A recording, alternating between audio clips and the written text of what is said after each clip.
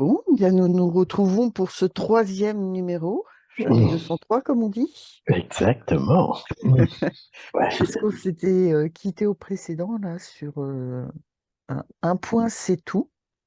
mmh, Et en fait, je crois que on ne parlait pas de la même chose, donc j'aurais voulu que tu éclaircisses ton un point c'est tout. mmh, bien. Parce que j'ai cru croire que c'était un point c'est le tout, mais pas forcément. Ah, mais si, tu avais bien capté quelque chose.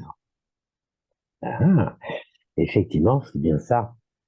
Alors déjà, c'est lié à un très très vieux symbole qui représentait le soleil, de façon Mhm, succincte. Donc un cercle avec un point au milieu. mhm, Ça symbole, donc le point, on dit un point, c'est tout. Le point au milieu, donc le cercle serait une dimension, voire plusieurs, un monde, hein. Et au centre, il y a un point noir. Et on évoque en physique quantique, hein. Par exemple, aujourd'hui, c'est en train depuis quelque temps, de tourner autour de cette idée de la matière noire. Qu'est-ce que c'est? Les dernières réflexions, alors des scientifiques un petit peu assez ouverts, hein, mhm. pas les mainstream, hein, pas les scientistes, mais les scientifiques de fond, évoquent donc cette matière noire. C'est ce qui maintient l'univers. Oui. Donc Ça, c'est ce vide qui n'est pas vide dont on parlait dans c'est ça. le premier numéro, quoi.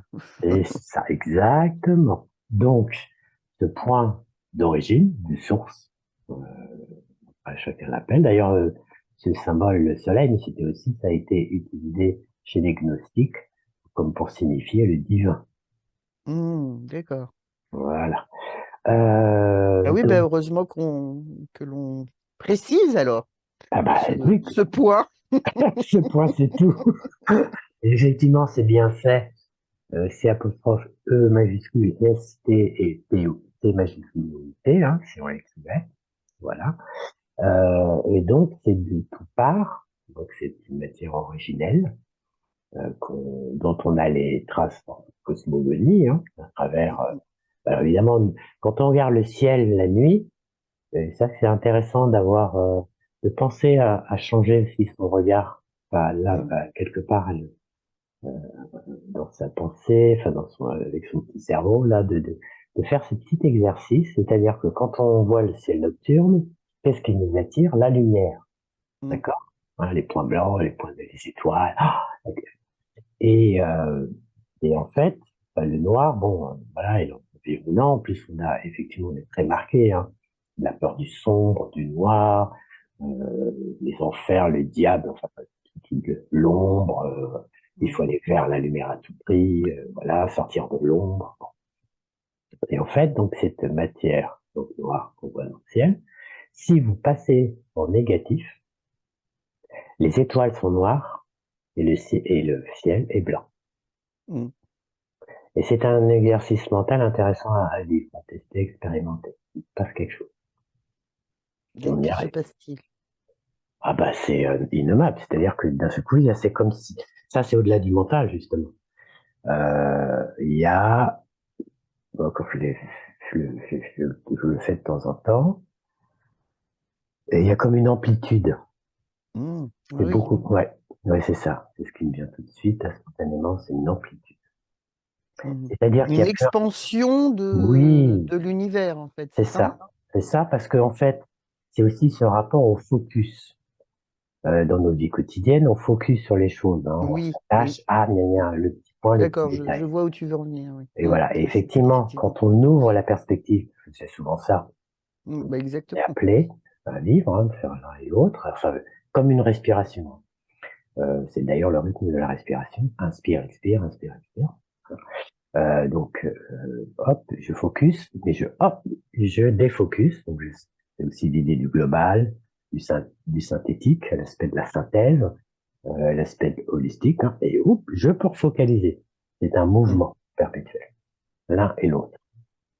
Mais là, je vais rebondir sur ce que tu dis. Vas-y. Effectivement, quand on Quand on accueille les gens, souvent leurs, problématiques viennent du fait qu'ils focusent trop sur certains détails Mm. et sur, le fait enfin des faits, quand,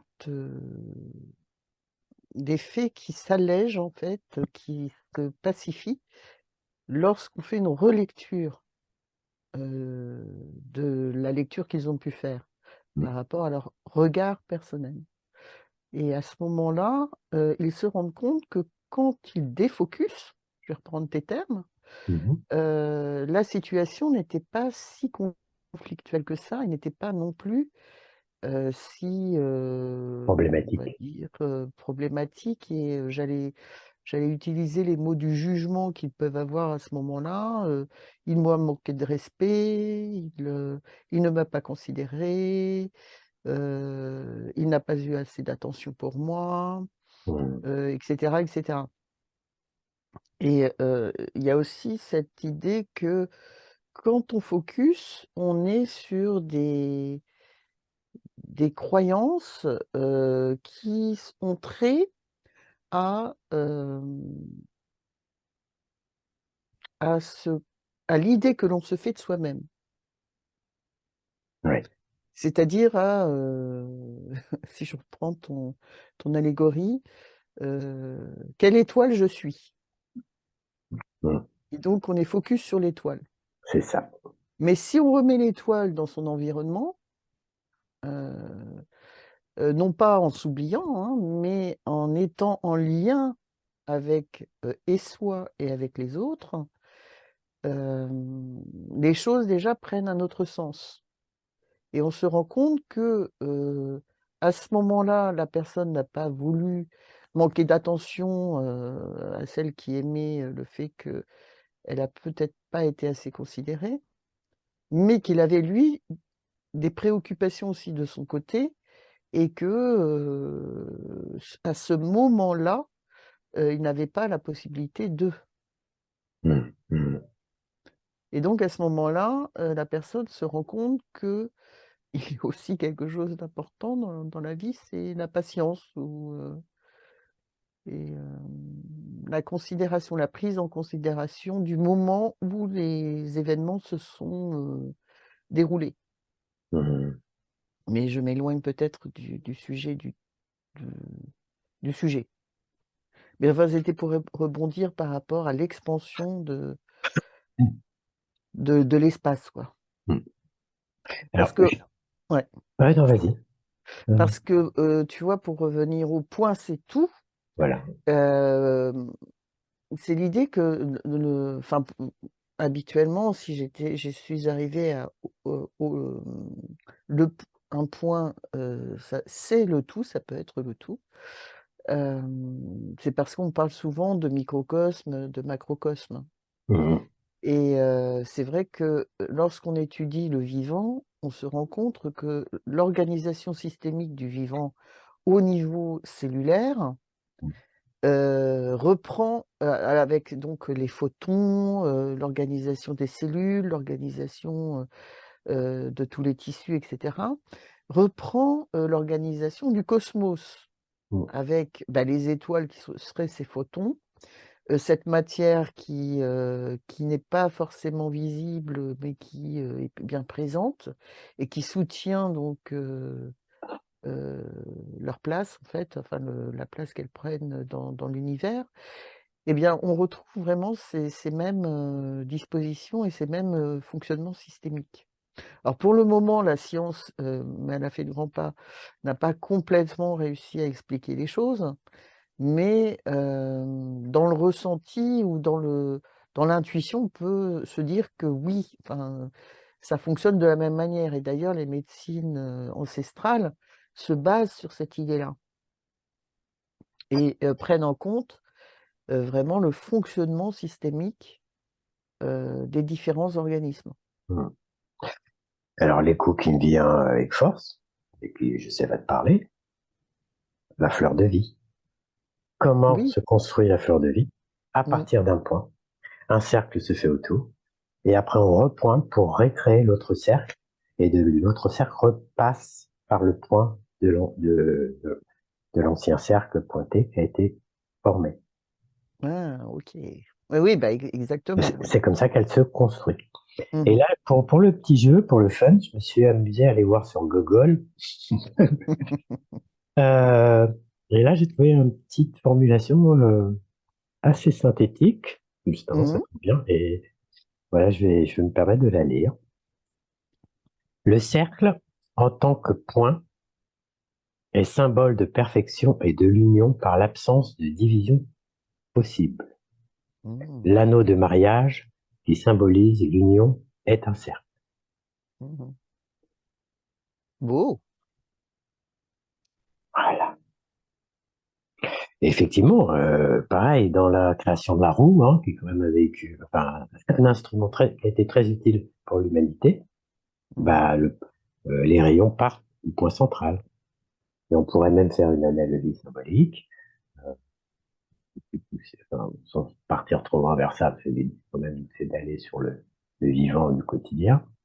Les différents rayonnements correspondraient aux différents faisceaux à travers la symbolique, entre autres, ça s'appelle la Kabbale, les 12 faisceaux de manifestation, D'accord. ou les 12 archanges, qui après ont été appelés comme ça. Oui, oui, oui, oui. Mmh. Oui, la symbolique après, prend différentes, Voilà, formes, selon, les croyances, c'est ça, les pour le cultures. coup, religieux ou, culturelles. Oh, oui, tout à fait, culturel. Et Mm. Après, la religion se récupère, mais au départ, c'est culture. oui, oui, oui, Et, oui. euh, Mais c'est pour et ça que je dis mm, religieux ou culturel, suivant ou le culturel, niveau de ouais. connaissance qu'on peut avoir de ces choses, quoi. Et puis, bah, ça rejoint les fameux solides de Platon. Mmh. Voilà, petite parenthèse de Comme quoi connaissance. le point nous amène, au tout, Oui, bah, avec un T majuscule. c'est ça. Parce que aussi, tu sais, la façon dont tu l'as exprimé, là, on va venir sur les mots qui sont, très importants, c'est, un point, c'est tout. Dans notre société, le un point, c'est tout, ça peut être la fin d'une phrase, si tu veux, Ouais. et on te dit: «Un point, c'est tout». Voilà, et le dialogue se termine. Donc j'étais en train de balancer entre les 2. Moi, mais te connaissant, je savais que un point c'est tout ne pouvait être le point c'est tout, fin d'une conversation, mais plutôt le point c'est le tout. Mm. Alors, tu vois, je vais reprendre ça parce que c'est toujours souvent, tu sais, une question de point de vue. Mmh. Point de vue, Bah oui. par hasard.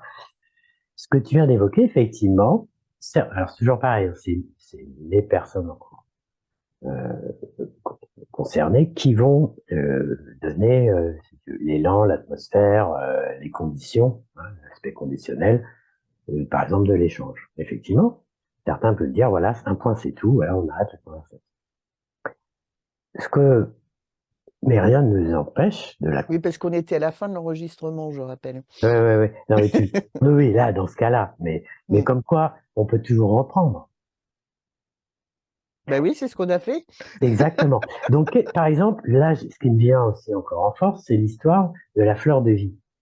Je Oui. fais mon premier point autour, je fais un cercle. Donc là, j'ai cerné quelque chose, Mmh. atteint une étape, et de ce point, de ce cercle, je vais recréer un point pour développer une autre étape. Mmh. Et je peux aller à l'infini. Voilà.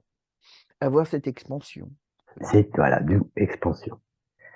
Donc, il est nécessaire parfois, et moi je le vérifie aussi, bah, par exemple, un des éléments dans notre pratique de la médiation, où c'était des mises en dialogue par rapport à des situations problématiques, tensions, conflictuelles, voilà, c'est en tout cas le point de départ. C'était bah, surtout, bah, l'espace de médiation, c'était de se rencontrer, de s'écouter, de se parler, et échanger de point de vue sur la situation, voire sur l'autre, et sur soi-même par écho. Donc c'est toujours l'idée, c'était, mais après il y a solution possible, réparation, pardon. Mais notre point d'attention, c'était déjà, si les personnes en présence qui étaient en conflit, qui se considéraient en conflit ou problématique, changeaient de point de vue sur la situation, donc élargissaient leur point de vue, parce que on fait un accompagnement, comme tu l'as dit tout à l'heure, et le tas, là, comme c'est une confrontation une face à face avec un autre, une personne, qui a lui aussi ses raisons d'être là, et là, eh bien, c'est de pouvoir changer de point de vue de la situation et après changer de point de vue sur l'autre. Et ce qu'on avait un peu évoqué dans l'écoute, ah, toi aussi, ah, c'est ça que tu voulais me dire. Ah, Ouais, ouais, voilà. Et ouais, du sur la coup, problématique de on va être plus l'interprétation. focalisé sur la problématique ou voir l'autre comme un ennemi. Mmh. Et du coup, ça n'enlève pas la différence, la particularité de chacun. Hein, ça n'efface surtout pas. Mais chacun, du coup, a sa particularité. Mais il y a du commun qui se trouve. Mmh, mmh, mmh. Et alors là, bah, je vais rebondir à nouveau. Le commun. Et oui, on se rend compte alors que lorsqu'on étudie, hem, le plus petit, qu'on s'expanse comme ça et qu'on arrive, au tout, on se rend compte d'une chose, c'est que l'autre est aussi nous. Ouais. C'est-à-dire qu'on retrouve dans l'autre, on se retrouve dans l'autre et là encore, on va changer de point de vue et on va changer, je vais aller un peu plus loin même, on va changer la façon de voir le monde et de voir ses relations au monde. C'est-à-dire qu'on va se rendre compte que nous ne sommes pas en lien, mais que nous sommes le tout. Et que l'amour, par exemple, n'est pas une mise en relation avec l'autre, mais qu'il est une prise de conscience que nous sommes l'autre. Et à ce moment-là, l'amour n'a plus de limite. Nous arrivons à l'amour, ce qu'on appelle l'amour inconditionnel et que souvent on ne comprend pas. Ce n'est pas cet amour que l'on voit dans les soaps, américains, mais c'est un amour qui n'a pas de limite justement.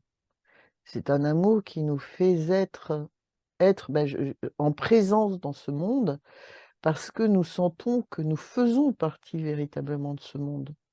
Non pas comme, un élément, disparate, enfin, séparé, mais comme un élément qui fait partie de ce tout et que ce tout ne peut exister sans notre existence. Mhm. Et là, on arrive à comment? Un champ de possibles énorme. On n'est plus réduit à sa propre personne, à sa propre enveloppe. On arrive à sentir que l'univers qui est en soi se poursuit dans ce monde. Parce que les éléments qu'il compose, sont aussi font partie de chaque créature, de chaque chose que l'on voit dans ce monde. Et alors on va même plus loin, c'est là que les personnes, qui ont ces philosophes, ces, penseurs, ont été jusqu'à dire que, c'est pour cela que l'on retrouve Dieu dans chaque chose qui constitue ce monde. Alors c'est le Dieu qui va au-delà de ceux qu'on retrouve dans les religions. C'est ce Dieu qui est unificateur et qui est, heu, présent. On peut l'appeler, aussi, la source de vie, on peut l'appeler, la lumière, on peut l'appeler, de différentes manières. Wow. D'ailleurs, dans la religion musulmane, ils ont 99, Mhm. façons de nommer leur Dieu. C'est Enfin intéressant. Dieu, Ouais. Dieu. C'est intéressant ce chiffre 99. Mais bon, je vais Mmh. pas partir là-dedans. Voilà, on fera peut-être un podcast dessus, si les gens demandent, à développer. Euh, Hem, ouais, donc là, tu vois, rien que de parler de cela tout de suite, je suis dans une joie parce que, c'est là la véritable liberté. C'est, quand tu arrives à sortir de ta condition, personnalisée. Tu es Christine, dans tel, endroit, qui a telle obligation, sociale, dans ce système et cetera. Où là, tu peux sentir la lourdeur du quotidien ou alors tu prends la posture de l'être, vivant et tu vogues dans toute, cette, immensité, ce vide, qui est alors, pas du tout vide, hein, qui est, d'une, d'une grandeur, heu, je enfin d'une, d'un ravissement, voilà, d'un ravissement et d'un émerveillement, sur, la beauté du vivant. Mmh. La beauté, la complexité du vivant qui, te donne, une immensité de possibles et là, tu te sens, sans limite. Mmh mh. Et ensuite, tu reviens à ton point personnel focus, porteur de cette conscience, de cette information, de cette vibration. Et du coup, tu actives ce petit corps, ce petit personnage à un autre niveau. Parce que pour moi, Exactement. c'est l'un et l'autre. Mmh, C'est le paradoxe que, comme tu dis, les philosophes, les penseurs se sont frottés, ont témoigné, chacun à sa façon, mmh, des paraboles, des textes, des fictions. Et c'est le côté simultané. Et notre paradoxe, c'est pour notre petit cerveau, c'est pas facile à capter, d'autant plus pour le mental. C'est l'un et l'autre. C'est-à-dire, effectivement, c'est ce tout infini que tu évoquais avec une beauté sublime. Et puis, à la fois, c'est cette petite dimension, entre guillemets, petite dimension terrestre de densité, de gravité, la gravité et l'antigravité. Et qui, ben oui, mais c'est là qu'on a quelque chose aussi à vivre, à être, exactement, c'est une proportion d'échelle une proportion d'échelle. et quand tu revenais au petit alors que j'étais moi partie, tu vois? Je sais pas si on a Mhm. senti, mais j'étais partie dans Si, si, l'immensité. si, si. Si où tu l'as senti? Bah oui, C'est comme si tu m'avais, pris par, un petit bout de ficelle et que tu m'avais c'est ramené sur la terre, ça. donc dans un premier temps, ça m'a pas trop plu et en même temps, le fait que tu le replaces comme ça, j'ai trouvé ça, presque poétique parce que c'est vrai que, quand on prend conscience et c'est ça qui est important aussi pour tout le monde de comprendre que quand on prend conscience de toute cette immensité, en fait, cette unité de corps n'est plus aussi lourde. Voilà. On arrive à cet émerveillement même dans le quotidien Ouais. Bah, c'est un peu ça serait un peu l'objectif. Et moi, et on bon, est ouais et c'est on n'est pas, plus dans cette personnification, cette réduction de la personnification, mm, mais à une conscience de soi mm, dans le tout voilà, plus élargi, ou de soi comme le tout, comme le tout. Voilà. voilà. Oh, c'est bon. Ouais. Et là, la vie prend une dimension, mais complètement différente Mm, et on arrive à la relativisation, voilà.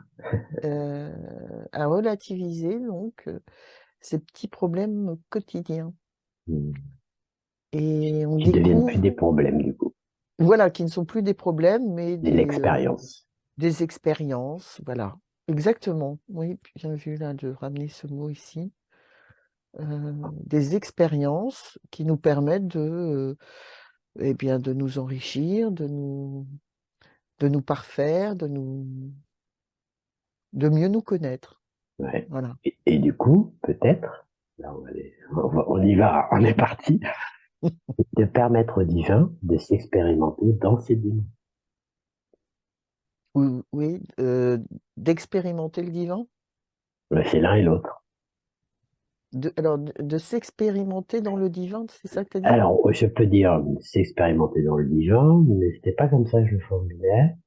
C'était plutôt, nous, on est en expérience et de prendre conscience que nous sommes aussi le divin, voire une partie, un point, ça c'est après, c'est là où j'en suis pour l'instant, même si effectivement, dans l'absolu, je suis de l'ultime, et que cet ultime s'expérimente aussi, quelque part, fasse l'expérience de cette particularité dimensionnelle ou autre de manifestation à cette échelle. C'est un dialogue. Oui, bien sûr, oui. Enfin, ça m'a fait bizarre d'entendre que Mm. le divin s'expérimentait. Ben oui, c'est bien, c'est bien. Non, oui, mais qu'on expérimente le divin, enfin même ça, parce que quand tu es dans le divin, tu es. C'est ça que je veux dire. Ouais, dans l'absolu, je suis d'accord, sauf que là, je parle à Voilà. niveau terrestre. Oui, mais même le Ah, terrestre. En fait, on se rend compte que nous sommes des créatures divines. oui, Et à partir de cette conscience-là, il n'existe plus aucune frontière. oui. Bon, il n'existe non plus aucune excuse pour être Tiens, dans la médiocrité. Mais, oula, mais comment dirais-je? euh, Enfin, pour moi, le divin enfin, quand j'entends le divin s'expérimente, j'arrive là sur la dimension de la religion, tu vois. Donc, ouais,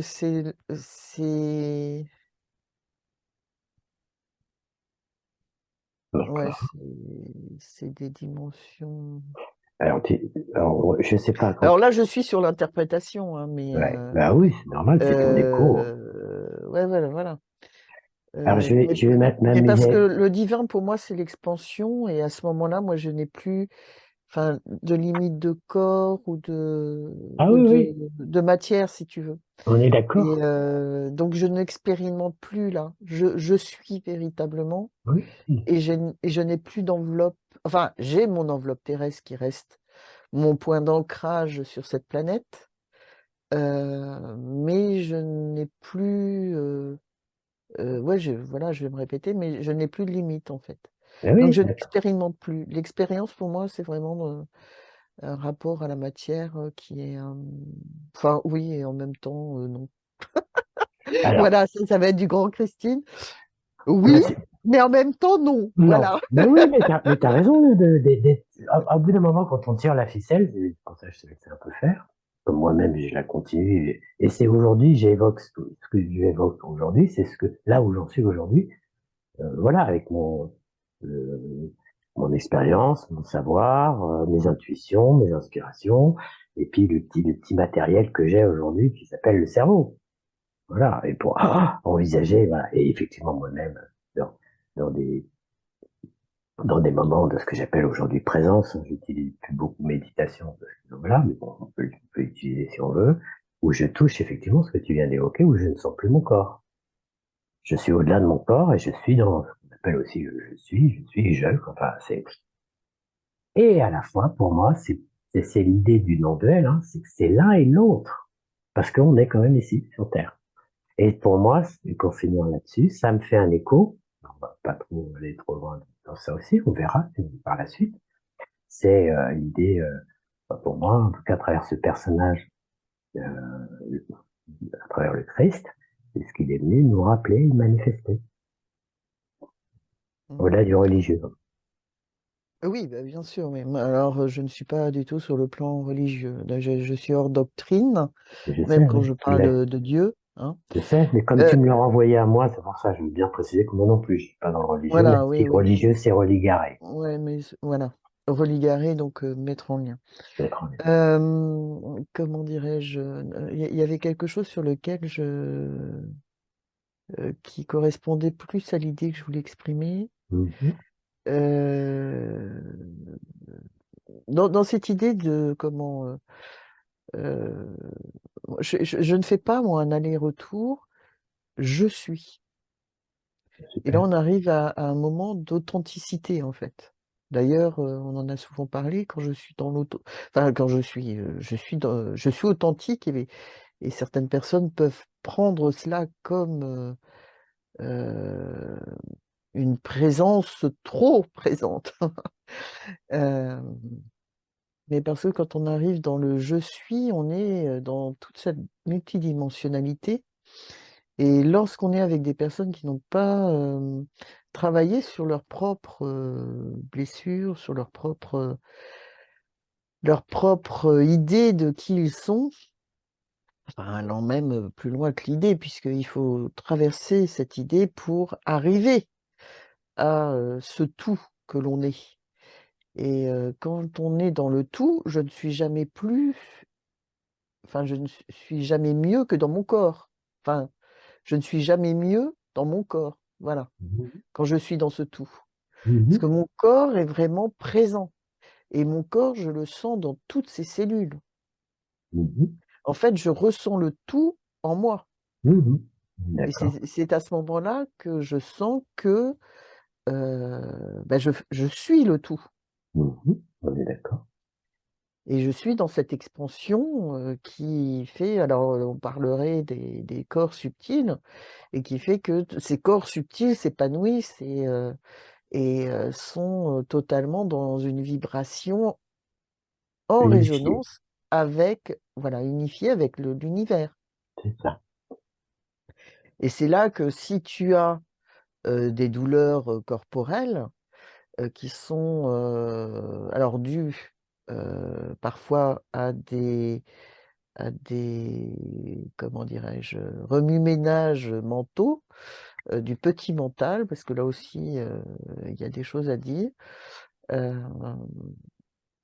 Parce que enfin bon, et donc, mais aussi parce que tu as eu un accident, parce que tu as eu une blessure, eh bien cette douleur, tu peux la transcender en étant présent au tout.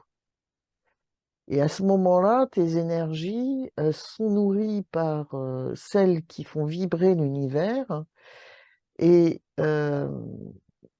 ta douleur, qui est une vibration sur le focus, donc sur un point, arrive à une telle expansion que, bah, cette douleur est comme, diffusée, elle est, comment dirais-je, diluée, dans une, elle n'a plus sa vibration au niveau du point, elle arrive la vibration de l'univers arrive à soulager cette douleur.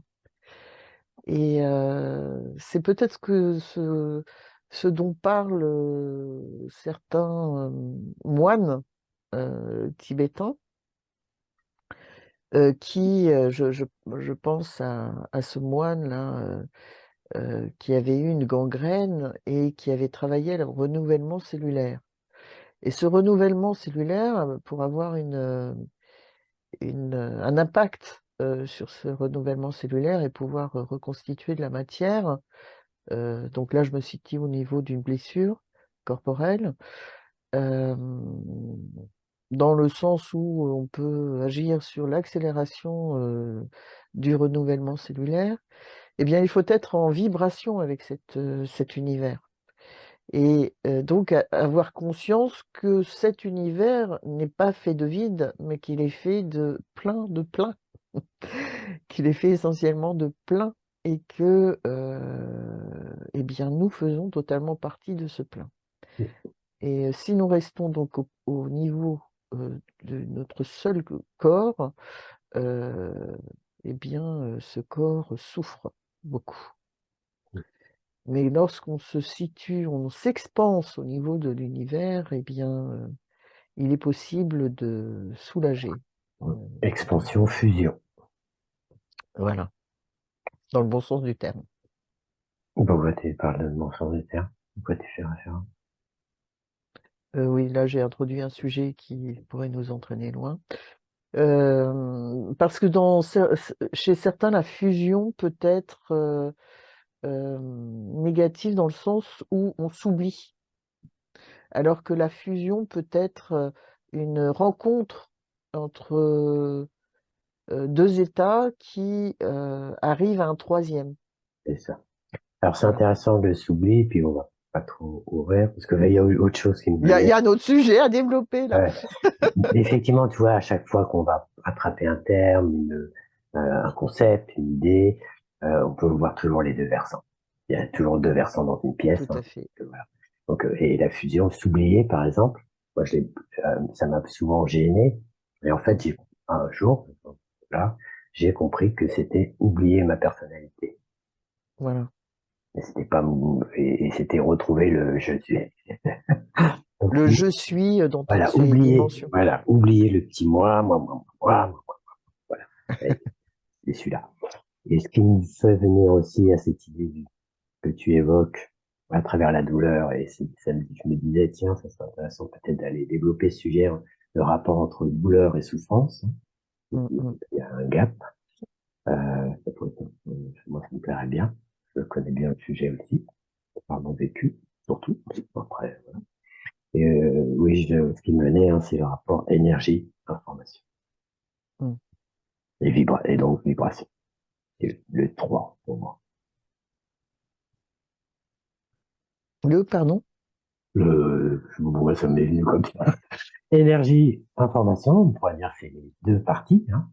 Et Oui. vibration, c'est le 3, c'est le Ah, modificateur d'accord. qui met en mouvement, le manifester. Mhm. Oui, l'information peut être assimilée à des ondes, hein. Oui, Voilà. voilà. Ouais. Non, parce que souvent on dit énergie, onde, vibration. D'accord, Et oui, après résonance. oui, Sur le plan quantique, hein. oui, tout à Et fait. voilà. Exact, exact. Donc effectivement, et ça c'est très intéressant, c'est l'onde est information. Mhm. Et donc c'est pour ça que quand vous avez des thérapeutes qui gèrent ces informations, ils agissent sur l'onde et on arrive au magnétiseur et tout ça.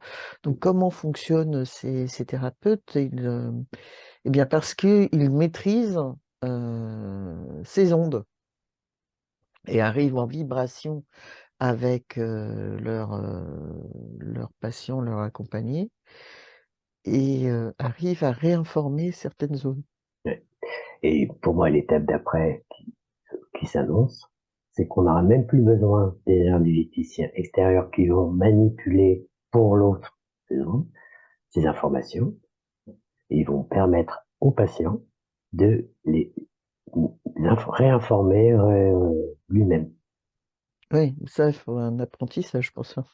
Pas Oui, une prise de conscience. Voilà. voilà. Bah, c'est ce que vers content. Voilà. Pour moi, Bon, eh bien, troisième numéro qui nous ah, a amené à nous expanser, à aller autour. oui. Eh bien, merci Gilles. Bah, merci Christine. Et puis, Voilà. à Et très vite. encore, À bientôt. à très vite pour de nouvelles aventures. Au-delà du temps et de l'espace. À bientôt. À bientôt. Au revoir.